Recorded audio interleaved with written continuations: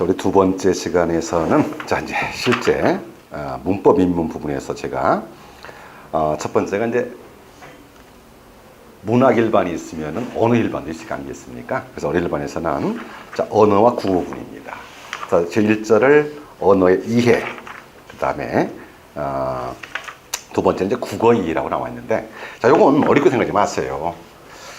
자, 첫 번째는 자, 언어 일반성, 언어 이해부터 시작할게요.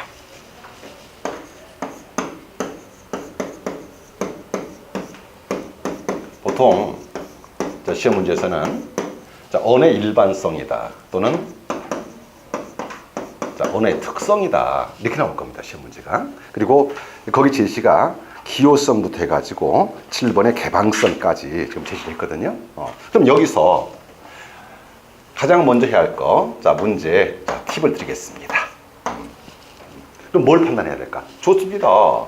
첫 번째 할 것은 거기에 나오는 개념이에요. 그래서 그 지문 있지 않습니까? 그래서 박스에다가 개념을 줘요, 그냥. 개념을 줘놓고 여기에 대한 언어의 특성이 뭡니까? 이렇게 해요. 그래서 자, 그 용어부터 기호성, 자의성, 사회성, 역사성, 분절성, 추상성, 개방성 이렇게 나오는데, 자, 여기에 대한 개념을 먼저 숙지하시고요. 문제가. 다음 두 번째는 이걸 줄 거예요. 그래서 개념을 줘놓고 오히려 이제 그 용례에 해당되지 않는 거 이제.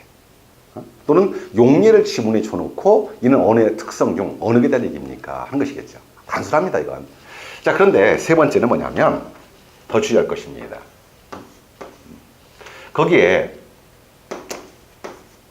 문제를 냈을 때 무엇을 함정을 줄 것인가, 요걸 판단하셔야 돼요, 이제. 뭔가 그러면은 유사하거나 잘못 개념을 이해하는 걸 주가 아니겠습니까? 네, 바로 이 세 가지가 이 언어의 일반성에 나올 수 있는 문제입니다. 자, 그럼 그 중에 첫 번째 뭐 기호성은 읽어주시고요. 그 다음에 늘 나오는 것이 뭐냐면, 자, 체킹. 2번에 자의성, 3번에 사회성, 4번에 역사성, 5번에 분절성, 그 다음에 7번에 개방성. 됐습니까? 네, 이것이 쉬운 나올 거예요. 자, 그 중에서 먼저 항상 나오는 것이 자의적 체계니까 자의성부터 갑니다. 그러면 언어라는 것은 그 기호 체계를 보시면은, 자, 언어는 자, 반드시 의미가 있겠죠. 의미라는 것은 그 언어가 가지고 있는 내용을 의미합니다. 다음 두 번째, 의미가 있으면은 자, 말 소리가 있을 거 아니겠습니까? 그래서 기호성은 그거예요. 언어는 하나의 기호다. 형식, 말 소리하고 내용, 의미를 가지고 있어야 됩니다. 근데 말 소리만 있고 의미가 없다든지, 의미가 있고 말 소리가 없다면 그것은 언어의 기호 체계로서 인정되지 않습니다. 왜? 언어라는 것은 의사소통의 도구니까 말이죠. 자, 이때 소리라는 것은 자, 의미가 내용이라면, 자, 이 소리는 자, 형식이다. 되셨어요? 네. 그때 이 자의성은 이렇게 보는 거예요. 의미와 이 형식과의 관계가 어떻게 될 것이냐. 근데 이렇게 표현합니다. 이 의미와 내용, 의미와 형식의 관계가 1대 다의 구조냐, 1대 1의 구조냐. 그러면 기본적인 개념이 어떤 겁니까? 바로 1대 다의 개념이죠. 의미는 하나지만 이 말소리는 그 언어를 사용하는 집단이라든지 그 지역에 따라서 다를 수 있다는 점입니다. 자, 이 특성을 우리는 뭐라고 한다고요? 네, 자의성이라고 하는데, 근데 자의성이라고 안 나올 때가 있어요. 자, 자의성 또는 자, 임의성 또는 무연성 이렇게 말을 합니다. 자, 그래서 뭐 말소리와 의미 사이에는 아무런 필연적인 관계가 없는 의무적인 것이다. 그걸 언어를 사용하는 그 집단에 따라서 약속 정의일 뿐인 것이다. 그리고 아래쪽에는 우리나라의 사랑이라는 말에 대해서 다른 나라의 예를 제시할 겁니다. 그죠? 네. 그리고 지문의 아래쪽에 보시면, 자, 이를 통해서 우리는 말소리와 의미 사이에는 아무런 필연 관계가 없다는 사실을 알 수가 있다. 그런데 그 개념만 나오면 얼마나 쉽습니까? 근데 문제를 봐보세요. 개념이 아니죠. 용례를 줘요. 용례를. 자, 그렇다면 제가 드리겠습니다. 아래쪽은 제가 자의성에 근거해가지고 계산했었죠? 어떻게 하느냐? 의미는 하나지만 이걸 지칭하는 말소리가 다르다. 다르다. 자, 근거 듭니다. 근거. 자, 근거를 넷을 드리겠습니다. 그러니까 이렇게 해보는 거예요. 다르다야, 다르다. 자, 첫 번째. 가장 넓은 의미의 자의성의 근거. 자, 비교를 합니다. 뭐하고 뭘 비교해야 돼요? 우리나라 말과, 가장 큰 비교야. 우리나라 말과 다른 나라 말이 다르다. 이해됐죠? 우리나라 말과 다른 나라 말이 다르다. 자, 다음 두 번째는요. 이제 우리나라 말만 얘기를 합니다. 그럼 우리나라 말은 다르다. 어떻게 다르다? 옛나라 말과 현대 말이 다르다. 그래서 이 자의성의 시간적 기교를 우리는 뭐라고 하냐? 역사성이라고 불러요. 자, 다음 세 번째. 다르다. 더 축소합니다. 이제는 우리 현대언을 봐보세요. 전라도 방언이 다르고, 경상도 방언이 다르고, 강원도 방언이 다르고, 각 지역의 방언이 다르다. 자, 이것도 뭐의 근거? 자의성의 근거. 자, 그 다음에 네 번째 근거는, 자, 예를 들어서 우리가 배 그랬습니다. 배. 이 배가 뭐예요? 먹는 배인지 타는 배인지 우리 배인지 알 필요 없잖아요. 그러면 우리는 서로 의미가 다른데도 그렇게 돼요. 이 배라는 용어 하나만 가지고 쓰자는 약속 아니겠습니까? 자, 그래서 마지막에 자, 우리말에 자의성의 근거가 있었을 때 이렇게 하세요. 자, 그 동일한 말은 쓰지 않습니다. 우리말에. 자, 그래서 이런 경우를 자, 동음 이어가 있고 또 우리말에 동의는 없으니까요. 네. 자, 유의어가 존재한다 라고 기억합니다. 약속이니까. 다시 한번 정리할게요. 자, 자의성하고 나왔을 때는 다른 말로 뭐라고 한다? 임의성 또는 무연성이라고 합니다. 그럼 결국 내용, 바로 의미와 그 다음에 소리, 형식의 관계가 일대 다의 구조니까 다르다. 어떻게 하자? 첫 번째 다르다. 비교. 우리나라 말과 다른 나라 말이 다르다.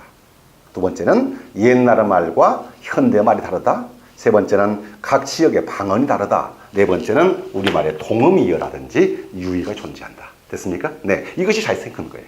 그런데 자, 문제가 생겼네. 아니, 이론적으로 본다면 항상 이런 구조만 있는 게 아니잖아요. 어떤 말을 보면은 의미도 하나고 그걸 지칭하는 말소리도 하나밖에 없는 그런 것도 존재할 수가 있습니다. 네, 거기는 책임 소개가 안 돼 있죠. 근데 함정이 여기 있다는 것이죠, 문제는요. 그래서 여기가 자의성이라면요, 여기는 뭐라고 하냐면 이것을 유연성이라고 해요. 그래서 유연성은 자, 임의성이 아니고 이 관계가 네, 필연성이 되는 겁니다. 근데 어느 친구가요, 이렇게 질문했습니다. 아니, 교수님, 옛날 말과 지금의 말이 다르다라고 하는 것이 분명히 자의성의 근거 아니었습니까? 그런데 자, 개가 짖는 소리가 있습니다. 개가 어떻게 짖어요? 멍멍하겠죠. 아니, 그러면 지금 우리가 멍멍이를 했잖아요. 세종대왕 시절에는 뭐라고 했을까요, 우리말에? 멍멍밖에 더 있어요? 그럼 이상하잖아요. 옛날 말과 지금 말이 다르다라고 하는 것이 자의성의 근거인데, 그러면 옛날에도 멍멍, 지금도 멍멍. 이건 자의성 아니잖아요. 그렇습니다. 예. 그래서 보통 어떻게 하느냐. 이 1대1의 관계 그랬을 때, 그때 함정이 뭐냐면은, 자, 음성, 상징어가 함정이 돼요. 자, 음성 상징어가 뭡니까? 좋아요. 용어합니다. 의성어, 의태어를 우리는 상징어라고 불러요. 시에 나오는 기법의 상징이 아니야. 단어의 음성 상징이라서 뭘 말한다? 의성어, 의태어를 말합니다. 그럼 왜 함정이 될까, 이게요? 그럼 의성어, 의태어가 나오면은 항상 항상 자의성이 아니라 유연성이다? 아니, 이게 함정이라는 거죠. 그럼 비교를 할 거 아니겠습니까? 자, 예를 들어서 다시 한다. 개가 짖는 소리를 우리는 우리말에서는 멍멍이라 한다 라고만 나왔어요. 그때는 뭡니까? 자의성 아니에요. 그런데 비교했잖아요. 우리나라에서의 멍멍을 일본에서는 왕왕이라고 하고 영어에서는 그걸 바우와우라고 한다. 우리말과 다른 나라의 말에 차이를 물어버리면 음성 상징을 하더라도 걔는 뭐가 돼야 돼? 자의성이 되는 거죠. 하지만 우리나라 말만 가지고 한다면 뭐야? 그건 자의성이 아닙니다. 그래서 함정은 어디 있다? 바로 여기 있다는 걸 기억합니다. 자, 오른쪽에 제가 그 문제를 드려놨으니까 한번 풀어보세요. 문제예요. 같이 풀어볼까요?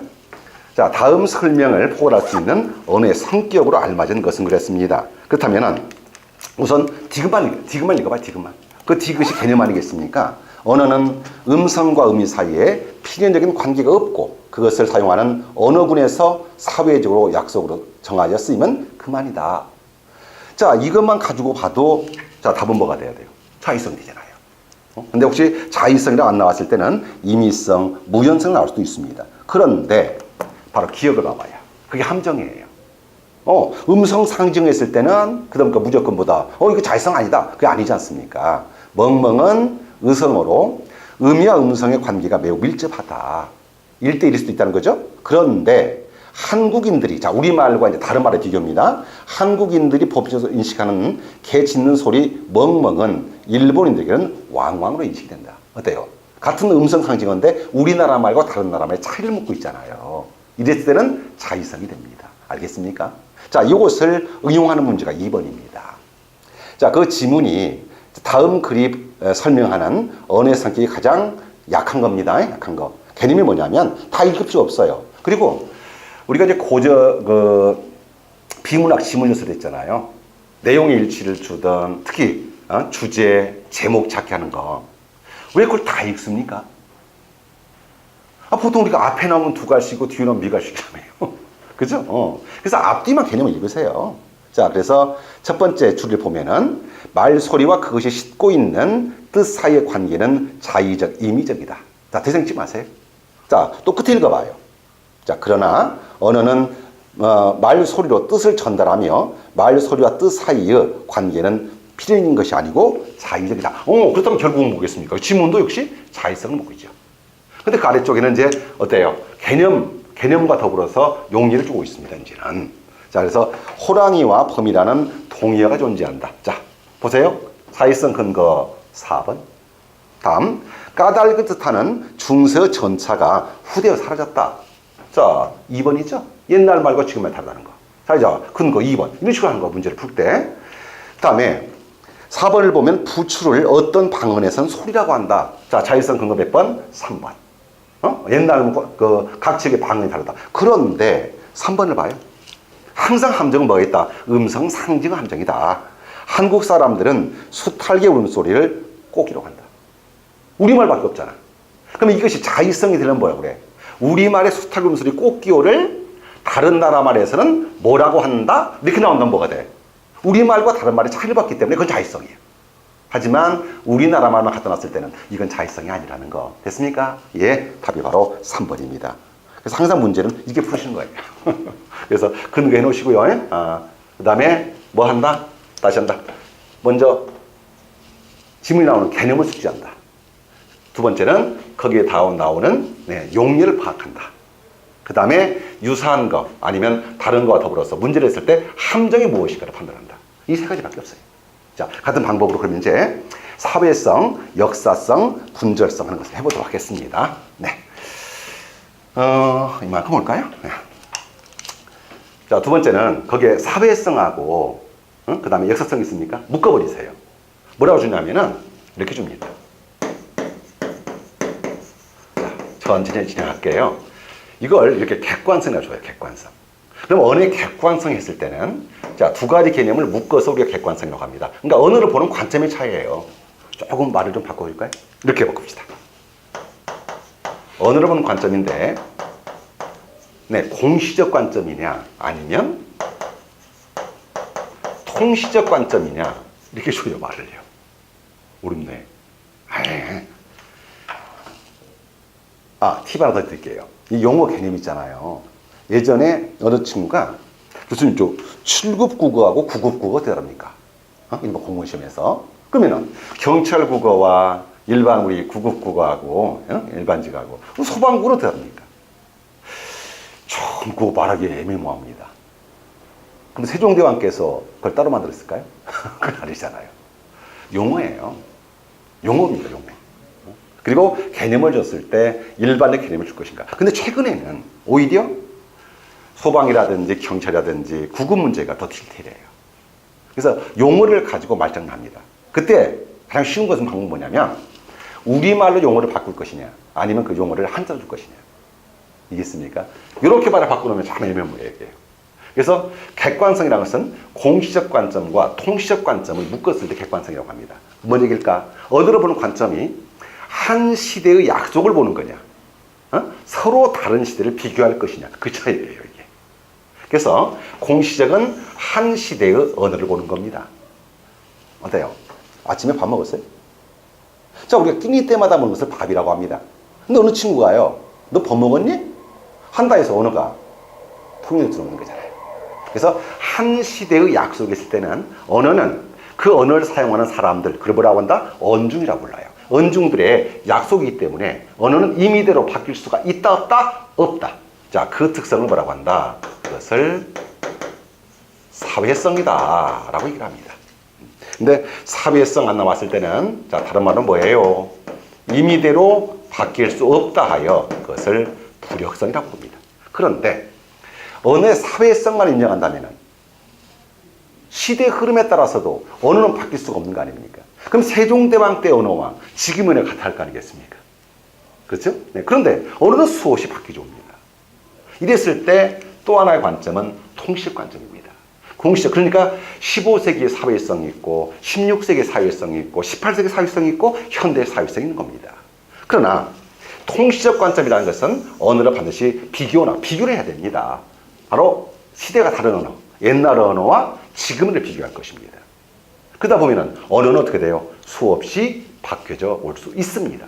자, 바로 이 특성을 뭐라고 한다고요? 자, 그것을 역사성이라고 부르고요. 여기가 불역성이면은 이거는 뭐라고 하겠습니까? 언어는 바뀔 수 있다 하여 그것을 가역성이다라고 얘기를 했던 겁니다. 자, 그래서 사회성, 불역성은 언어는 사회적 약속이므로 개인의 임의대로 바꿀 수 없습니다. 그때는 반드시 공시적, 뭐라고 한다? 한 시대의 약속일 때란 전제가 있어야 됩니다. 그러나 언어의 역사성, 가역성은 항상 고정되어 분립이라는 것이 아닙니다. 반드시 시간의 경과, 자, 밑줄. 시간의 경과가 있어야 돼요. 그러니까 서로 다른 시대 언어를 비교한다는 겁니다. 그렇다면 수없이 바뀔 수 있다는 것입니다. 자, 개념 숙지했습니까? 그러면 이제 두 번째는 뭘 주겠습니까? 그렇지, 용례 줄 거 아닙니까? 용례를. 그러니까 한 시대 약속이기 때문에, 자, 사회성에서도 밥을 법이라고 한다면 나는 법을 먹었다. 어때요? 소통 안 되잖아요. 왜? 한 시대 약속이니까요. 그러나, 자, 언어의 역사성을 봐보세요, 이제. 시간의 흐름과 언중의 약속이 변화라면 언어는 수없이 바뀔 수 있습니다. 그렇다면 두 번째는 뭘 주겠어요? 그렇지요. 역사성의 근거가 아닌 것은 하고 싶습니다. 아니겠습니까? 그래서, 자, 근거를 크게 셋으로 나눠서 셋으로. 자, 언어는 새롭게 생성, 만들어질 수도 있습니다. 그렇습니까? 네. 아니, 세종께서 우리 언어를 만드시고 백성을 가르치는 바른 소다, 훈민정음이다 하는 말을 만들었잖아요. 언어는 만들 수 있잖아요. 자, 두 번째. 언어는 신장, 성장할 수가 있습니다. 자, 다음 세 번째는 언어가 언중들에 의해서 의사소통의 도구로서 활용 가치가 없다면 어떻게 되겠어요? 언어는 없을 수 있겠죠. 자, 소멸, 사멸할 수 있습니다. 그렇다면 역사성에 근거했을 때는, 자, 생성, 신장 또는 성장이라고 그래요. 성장, 그리고 사멸. 이 세 가지가 바로 역사의 근거입니다. 그런데, 자, 결국은 이 통시적 관점은 언어는 변화할 수 있다는 거 아니겠습니까? 그래서 좁은 의미의 언어의 역사성에 근거했을 때는 뭘 주느냐? 이걸 줘요. 신장, 성장을. 그래서 이 신장, 성장도 아주 의미로는 다를 텐데요. 말의 형태만이 바뀌기도 하고, 형태는 그대로 있고 말에 뭐가 바뀝니까? 의미가 바뀔 수도 있습니다. 자, 요건 나중에 정리를 할 텐데요. 이건 고전법을 알아야만이 고전과 현대를 비교할 것입니다. 자, 묶어서 객관성, 공시적은 사회성, 통시적은 역사성. 그 역사성의 근거. 할 수 있겠어요? 자, 간단합니다. 자, 다음에 요건 반드시 보셔야 돼요. 자, 5번에 언어의 분절성이 있습니다. 네. 분절성, 분절. 분절은 뭘까요? 끊어지는 거죠. 끊어진다. 이어지는 게 아니라 끊어지는 거예요. 그래서 분절성. 자, 다른 말로는 뭐라고 나와 있어요? 바로 불연속성 그랬습니다. 자, 세 번째는요. 자, 언어의 것을 분절성 또는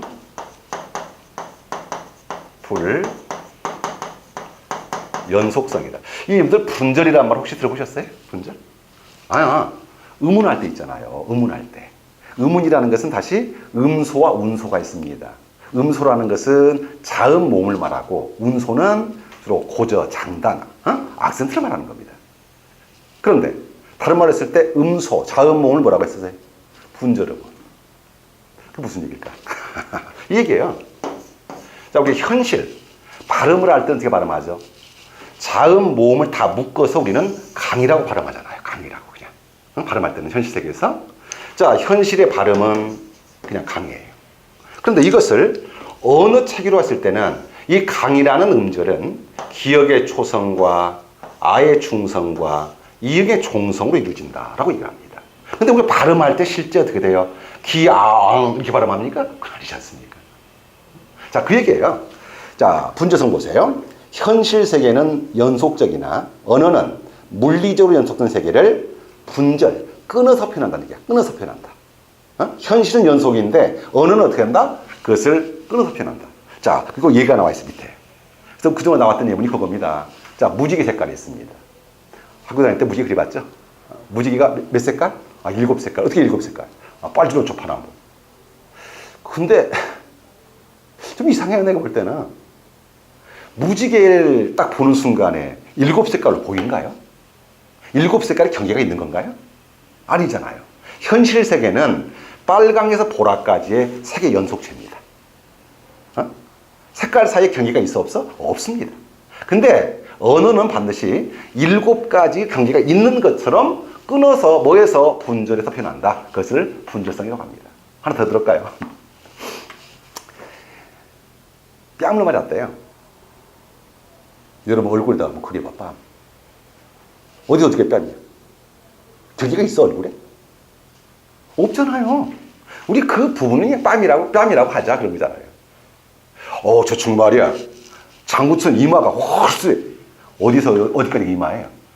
이 눈썹에서 머리 난 데까지? 그럼 대머리는 다 이마게? 그런 경계가 있어 없어? 없는 거라니까요.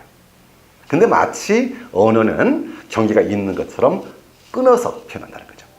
그렇다면 이 분절성, 불연속성에서 자, 주로 이제 개념을 줄 텐데 함정은 어디 있을까요?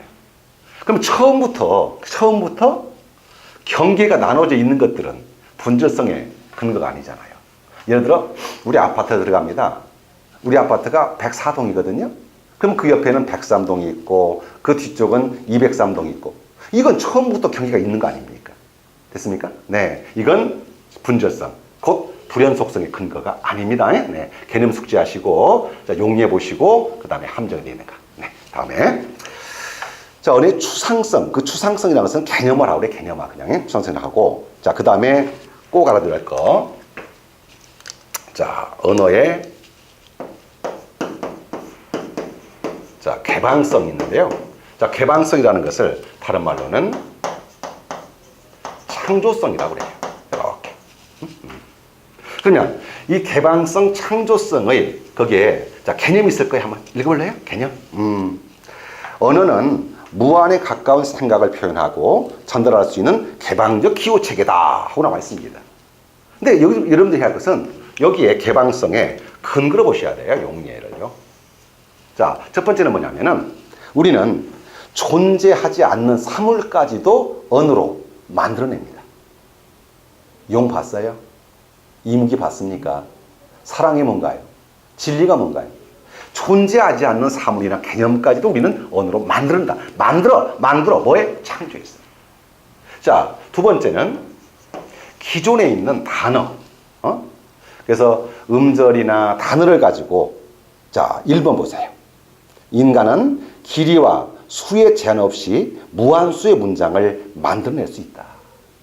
자, 오른쪽에 우리 2016년 소방지 문제가 있을 거예요. 거짓말 같아요? 저 그렇지 않습니까?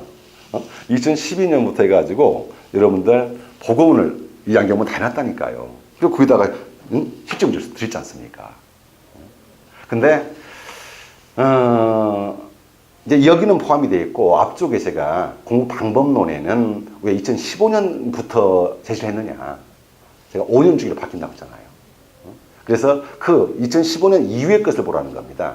그리고 이쪽에는 2012년, 2013년, 2014년 문제를 제시했거든요. 자, 여하튼. 자, 다음에서 알 수 있는 언어의 특성은 그랬습니다.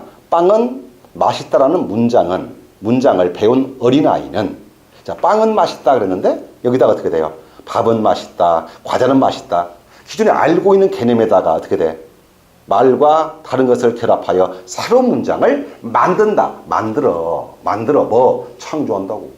그러니까 답은 뭐겠어요? 당연히 창조성이죠. 근데 창조성이라고 안 나온다면 어떻게 나온다? 그때는 개방성이 나온다. 자, 용정리 언어 일반성에서 나올 수 있는 문제들, 자, 딱 4가지면 돼요. 자의성, 사회성, 역사성, 분절성, 그 다음에 개방성인데, 다른 말로, 자, 자의성은 뭐라고 했었어, 아까? 임의성 또는 무연성. 근데 함정은 어디 있다? 유연성. 좋습니다. 필연성 관계. 그게 함정이었고요. 그 다음에 다들 근거해 보셔야 됩니다. 그 다음에 묶어서, 사회성, 역사성 묶어가지고 객관성한다는 거. 그 다음, 불연 속성은 다른 말로 뭐? 분절성. 자, 개방성은 창조성. 이 정도 되겠습니다. 자, 다음에 넘어갈까요? 자, 넘어가 보시면은, 12쪽에는 이제 언어의 기능이 나옵니다. 첫 번째는 언어의 일반성이었다면은, 네. 자, 두 번째는, 그러니까 오늘 입문 과정의 첫 부분은 어렵지 않아요. 그러니까 편하게 들으시고요. 자, 이제는 언어의 기능입니다. 그래서 기능 해가지고 표현의 기능부터 해서 6번의 관어적 기능까지 해서 제가 제시를 했습니다. 그러면 역시 언어의 기능 나왔을 때도 자, 똑같은 겁니다. 항상 팁은 자, 첫 번째는 뭐 숙지하라고요? 항상 개념을 숙지합니다. 됐죠? 네. 자, 다음에 두 번째요. 그 언어의 각각 기능에 해당하는 뭘 제시할 수 있어야 돼요? 용리 제시가 되게 되죠. 그래서 그 아래쪽에 보시면은 용리 쭉 나와 있죠? 자, 그 다음에 세 번째는 자, 이제 시험 문제 풀려면은 함정이 어디 있는 걸 봐야 하잖아요. 그러면 이 기능을 가지고 여러분들이 함정을 팔 때 뭘로 함정 파겠습니까? 그렇지. 유사한 것을 비교할 거예요. 뭔가 유사한 걸 줘야 여러분들이 헷갈릴 거 아니겠습니까? 네. 자, 거기에서 함정을 제가 셋 만들어 가겠습니다. 자, 첫 번째 기능입니다. 자, 첫 번째 기능. 무슨 기능? 네. 자, 표현의 기능 그랬습니다. 자, 표현의 동그라미. 표현의 동그라미. 그러면 그 표현의 대상이 뭔가 봐요. 자, 표현의 대상은 화자의 심리 내용. 자, 심리 내용이었습니다. 자, 표현의 대상은 화자의 심리. 그러면 심리 내용이니까 여기서는 자, 감정도 있겠고요. 또 화자의 태도 있겠죠? 근데 재밌는 게 있어요. 자, 함정입니다. 그 고등학교 교과서에 나와 있는 예문인데, 자, 기역에서부터 니을까지 봐봐요. 그럼 니은에 어서 출발하시지요 하는 것은 청자에 대한 화자의 태도고, 이 책은 참 재미있다 하는 것은 지시생에 대한 화자의 태도고, 철수는 공부하지 않은 것 같다라고 하는 것은 자신의 판단에 대한 확신성 여부라고 나와 있습니다. 이것은 전부 다 화자의 심리 또는 태도와 관계되어 있습니다. 그런데 기억을 봐보실래요? 이 금은 무게가 5g이다. 아니, 화자의 감정이나 태도와는 관계가 없는 거 아닙니까? 그래서 함정은 거기에 있습니다. 첫 번째 함정. 자, 2번 읽어보세요. 언어의 개념적 의미뿐만 아니라 지시 대상에 대한 화자의 감정이나 태도를 나타낸다 그러는데 일반적인 경우는 화자의 감정이나 태도잖아요, 거기가. 근데 여기다가 자, 기억에 동그라미 치시고요. 이 표현의 기능에서 함정은 뭐냐면은 사실로 믿음해가지고 그 언어의 개념적 의미라고 나와 있잖아요. 네, 이건 뭐냐면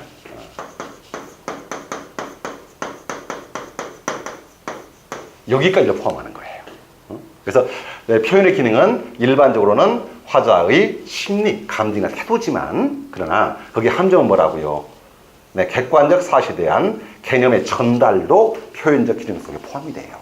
그래서 혹자들은 그 표현의 기능을 묶어서 뭐라고 그래요? 표현 전달의 기능 이렇게도 말을 합니다.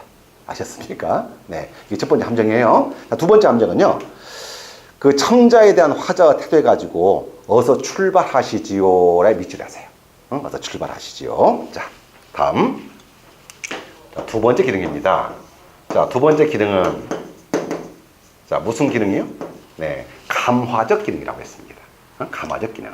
근데 이 감화적 기능이라는 이 용어도요. 5차 교육과정 이전까지는요. 감화적 기능이라고 안 나왔어요.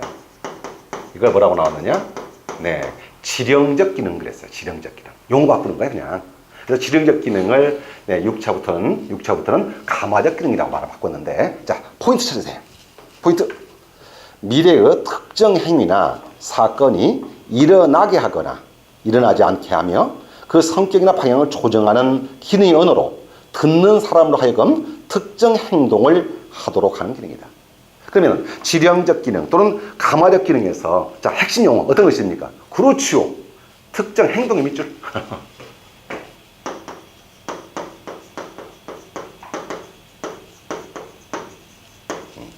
행동이 있는 거야, 행동에. 그러면 이 행동도 두 가지가 있잖아요. 자, 행동을 하도록 요청할 수도 있고, 맞지? 행동을 하지 않도록 금지하는 것도 있잖아요. 그래서 그 아래쪽을 보시게 되면요. 그 얘기는 안 써놨습니까? 그래서 이 감화적 기능의 형태는 뭐냐면은 주로 사회의 통제적 기능과도 연관이 있어요. 그래서 만약에 사회의 통제적 기능 한다면은 그 중에서 뭘까요? 바로 금지예요. 응? 금지. 자, 그렇다면은 자, 이 감화적 기능에서 자, 다시 한다. 감화적 기능, 지리적 기능 항상 화자에게 특정 행동을 요구하게 됩니다. 그리고 요청도 있고 금지도 있겠죠. 그리고 아래쪽에 자, 용례 봐봐요. 용례. 자, 그래서 3번, 4번을 보시면은 감화적 기능 가장 직접적인 감화적 기능이 뭐겠어요? 행동 요구니까요. 명령이겠죠. 그래서 다른 말로는 뭐라고 한다?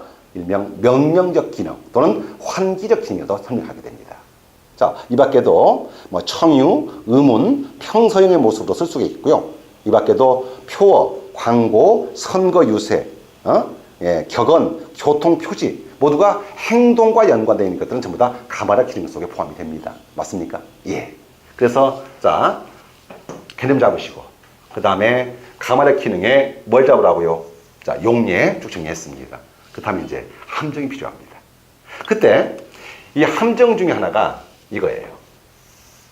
그래서 표현의 기능하고 감화적 기능 중에서 뭘 가지고 하느냐? 아까 우리 표현의 기능 중에서 니은 밑줄 했었죠? 어떤 부분? 어서 출발하시오 요청 말이야. 그럼 요청으로 본다면 뭐가 되는 거야? 행동 요구니까 감화적 기능이잖아. 근데 만약에 어서 출발하시지요 하는 이 예문이 청자에 대한 단순한 화자의 태도를 나타낸다면 뭐야? 얘는 표현의 기능이죠. 그러니까 만약에 그냥 어서 출발하시지요 이렇게만 갖다 놓으면 어떻게 돼요? 표현의 기능일 수도 있고 감화적 기능일 수도 있어요. 이해했습니까? 네. 그런데 자, 아래쪽에 자, 3번 읽어봐 이제. 2번 감화적 기능에서 말하는 사람의 마음을 표현한다는 점, 이런 점에서는 감화적 기능이나 표현의 기능이나 다르지 않습니다. 하지만 듣는 사람에게 감화작용을 하여 실제 행동에 옮기도록 한다는 점에서는 표현의 기능과 차이가 있습니다. 그러니까 그 위에 다시 한번 어서 출발하시죠 하는 그 예문은 둘 다의 모습을 가질 수 있어요. 근데 이것이 단순하게 청자에 대한 화자의 태도였다면 표현의 기능이지만 그것이 행동, 요구였다면 뭐라고요? 그때는 감화적 기능 속에도 포함이 될 수 있다는 점을 명심하시기 바랍니다. 알겠어요? 네, 두 가지였습니다. 자, 다음에 세 번째는요. 자, 친교적 기능이다. 자, 친교적 기능. 자, 다른 말로는 이것을 자, 사교적 기능이다. 근데 친교적 사교했을 때 우선 개념 잠깐 볼까? 말하는 사람과 듣는 사람의 친교 확보 및 친밀한 관계를 확인하는 기능이다. 그리고 3번을 보면은 언어의 개념적 의미는 중시하지 않고 발화, 행위 자체를 중시한다. 참 말이 미묘하네요. 자, 그러니까 이 친교적은 뭐냐면 말 개념보다는요 이런 거예요. 주로 분위기 있죠? 상황. 자, 분위기라든지 인사라든지 이런 형태가 친교예요. 첫 나하고 만나서 우리 인사했었잖아요. 안녕하세요. 잘 생각해라. 안녕하세요. 이게 인사 차원이 아니고 나는 의사예요. 여러분들은 내가 집도는 환자예요. 그러면 의사가 수술한 이후에 환자의 상태를 확인하기 위한 질문이었다면, 안녕하세요 하는 것은 여러분 상태가 어떻습니까? 하는 질문이었다면 여러분 대답은 어떻게 해야 돼요? 의문문이니까 예 혹은 아니라고 대답을 했어야 됩니다. 그런데 우리가 여러분한테 내가 안녕하세요 라고 물어봤는데 여러분들은 대답은커녕 나한테 어떻게 했어요? 안녕하세요 했잖아요. 이건 서로의 상태를 확인하기 위한 의도적인 모습이 있어 없어? 없어. 그냥 바로 수업을 시작하면 좀 뻘쭘하잖아 분위기가. 그냥 인사했을 뿐이다 그 말이에요. 됐습니까? 네. 자, 그래서 주로 이 친교 기능에서는 뭐냐면은 이 분위기 있잖아 분위기. 여기에 많이 나오는 것이 뭐냐? 날씨를 줘요. 날씨 얘기. 그러니까 항상 이 친교 기능은 서로 상황을 알고 있어야 돼요. 날씨 얘기도 서로 알고 있어야 됩니다. 자, 인사. 이 두 가지가 바로 함정을 줄 겁니다. 자, 문제 잠깐 풀어볼게요. 자, 4번 문제. 자, 다음은 중 감화적 기능에 속하지 않는 게 무엇입니까? 라고 했습니다. 그러면 서울 시민은 깨끗합니다. 라는 공익성 광고 있죠? 깨끗하기를 바라는 요청 아니겠습니까? 또 그는 유능한 정치인이며 훌륭한 인격자입니다. 선거 연설이 있습니다. 그럼 그 유권자를 뽑아달라는 요청 아니겠습니까? 그래서 그 왼쪽에 감화적 기능에서 보면은 아까처럼 표어, 광고, 선거 유세, 경험 다 포함됩니다. 그런데 3번, 4번을 봐봐요. 둘 다 어떤 얘기예요? 날씨 얘기잖아요. 자, 바로 여기에서 내가 함정이 있다고 하잖아요. 유사 비교입니다. 그러면 3번도 날씨 얘기고 4번도 날씨 얘기예요. 근데 4번을 보면은 오늘은 날씨가 참 사납군요. 그리고 괄호 속에 뭐라고 했어요? 폭풍이 치는 창밖을 보면. 그러니까 서로 화두나 청재나 상황을 알고 있는 거잖아요. 근데 예를 들어서 오늘 참 날씨가 사납군요. 그렇네요. 이렇게 나올까 대답이. 누가 그걸 몰라요? 이렇다면은 그건 친교 사교가 아니지 않습니까? 이해했어요? 네. 그래서 특별히 4번 같은 경우는 이 친교적 사교적 기능은 뭐야? 대답을 요구하는 게 아니야. 그냥 분위기 확보야. 자, 그런데 3번 봐봐요.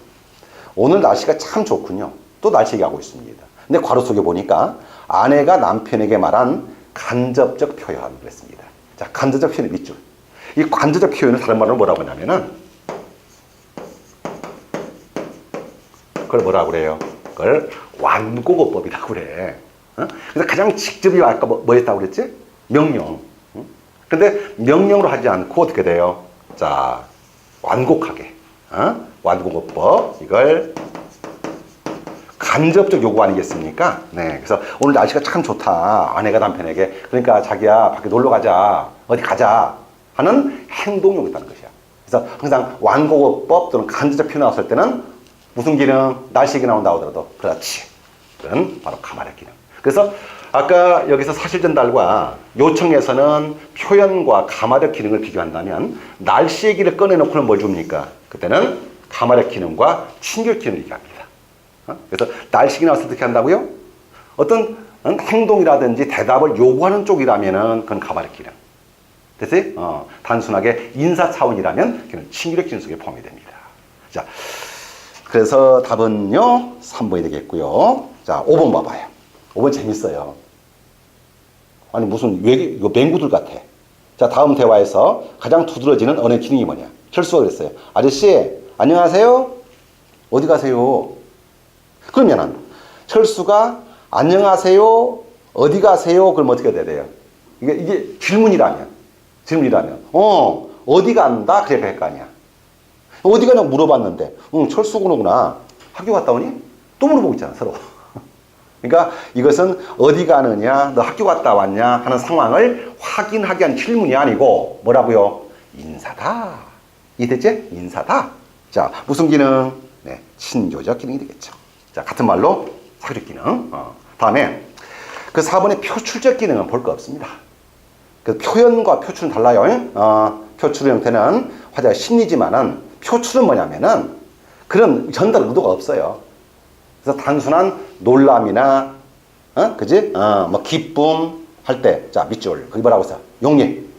감탄사. 놀라거나 위험할 때 현장에 듣는 사람이 있거나 없거나 관계 없습니다. 네, 그냥 감탄사 개념이 표출의 기능입니다. 자, 다음에 5번에 이것도 봐야 돼요. 자, 5번의 기능. 무슨 기능? 자, 미적 기능 그랬어요. 미적 기능이다. 자, 미적. 미. 아름답게 그 말이잖아. 아름답게. 네. 그래서 5번의 기능에 그럼 미적 기능 그랬으니까 요건 꾸미는 거잖아요. 꾸미는 거잖아요.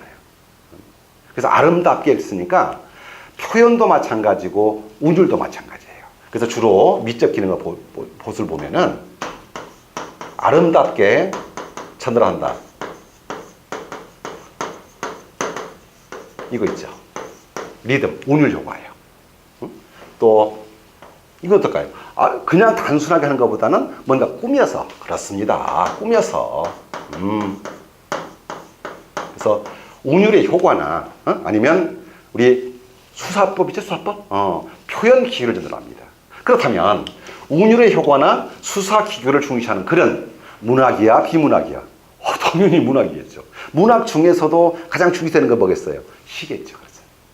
그래서 용어예요. 내가 이것을 포이틱 펑션 그래요. 용어로서는. 그래서 미적 기능, 다른 말로는 무슨 기능? 그것을 시적 기능이다. 이렇게 나옵니다. 자, 그렇다면요. 잠깐 볼까요? 자, 6번 보겠습니다. 자, 다음 글의 내용과 가장 관계가 깊은 언어의 기능이 뭐냐? 순위와 바두기가 있고요. 바두기와 순위가 있어요. 그럼 우리가 말을 할 때 있잖아요. 어떻게 하는 게 더 자연스럽죠? 자연스럽다는 것은 운율이잖아요. 리듬이잖아요.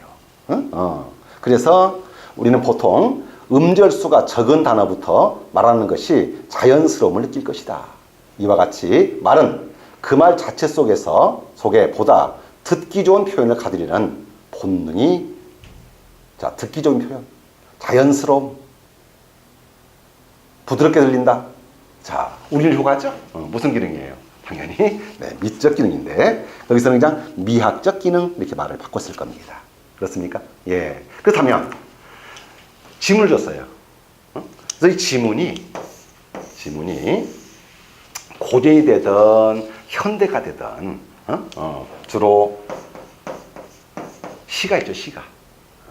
이 시가를 줘놓고 여기서 가장 중시되는 언어의 기능이 무엇입니까? 라고 했을 때는 무슨 기능? 미적 기능 또는 시적 기능. 이해할 수 있겠죠? 네. 자, 두 가지입니다. 네. 그 다음에 마지막 나와 있는 언어의 기능이 거기에 관어적 기능이라고 했는데요.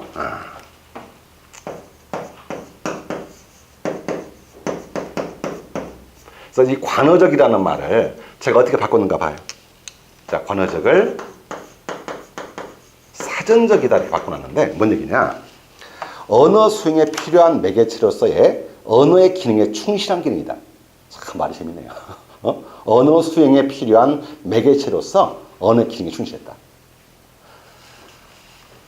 언어로서 다른 언어의 개념을 풀어주는 기능이야. 예를 들어서 영어의 파전은 우리말의 아버지입니다. 우리 사전에서 선치는 뭐겠어요? 돌아가신 내 아버지죠. 이렇게 언어로서, 우리는 언어는 화자와 청자 사이에서 주로 의사소통의 도구잖아요. 근데 언어로서 다른 언어의 개념을 풀어주는 기능입니다.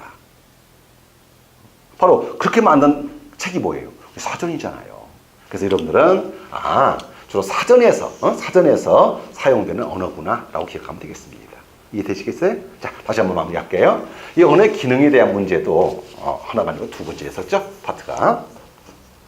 그래서 언어의 이 기능에 대한 이 문제에서도 똑같습니다. 항상 뭐 숙제라고 써서 내가 개념 숙제하시고, 거기에 대한 용례 제시하시고, 그 다음에 함정 어디 있다고요? 유사한 걸 줘놓고 다른 기능과 비교한다는 점. 그래서 아까 우리 어디서 출발하시죠? 요청 나왔었지? 그때는 뭐와 뭐의 표현의 기능하고 가말의 기능을 비교할 것이고, 그 다음에 날씨 얘기 나왔죠. 날씨. 단순하게 대답을 요구하지 않고 화자와 청자 사이에 분위기 확보했다면, 그때는 친교지만은 뭐 하자 하는 간접적인 행동 요구했다면 뭐가 된다? 그때는 가말의 기능이다. 이런 식으로 서로 비교를 해가지고 정리를 꼭 해주시기 바랍니다. 이해됐어요? 네. 그리고 미적 기능에서 여기서는 그냥 그 용례 자체가 개념을 줘놓고 했습니다만은, 그러나 문학 지문 있잖아요. 시가를 줬을 때 막연하게 무슨 기능이냐 하고 나왔어요. 문학 나왔으면 무조건 다 미적 기능, 시적 기능이라고 기억을 하시기 바랍니다. 아시겠죠? 예. 자, 이렇게 해서 두 번째 시간에서는 간단하게 첫 번째 언어 국어 중에서 1절 언어 이해 중에 두 가지 파트였습니다. 첫 번째 언어의 일반성에 대한 얘기, 두 번째는 언어의 기능에 대한 얘기를 했습니다. 자, 근데 그 다음에 제 2절이 이제 어느 일반적인 모습이 아니라 이제는 우리 국어로 돌아오자, 국어로. 그래서 우리 국어의 특질을 제시할 텐데, 그래서 여기서부터가 실제 이제 우리가 문법을 시작하는 용어가 나오기 시작한다라고 기억하면 되겠습니다. 자, 그렇다면 두 번째 파트, 국어의 본질과 그다음에 국어 특질. 자, 이 부분은 10분 쉬었다가 이어서 강의를 해드릴게요. 자, 10분 후에 보겠습니다.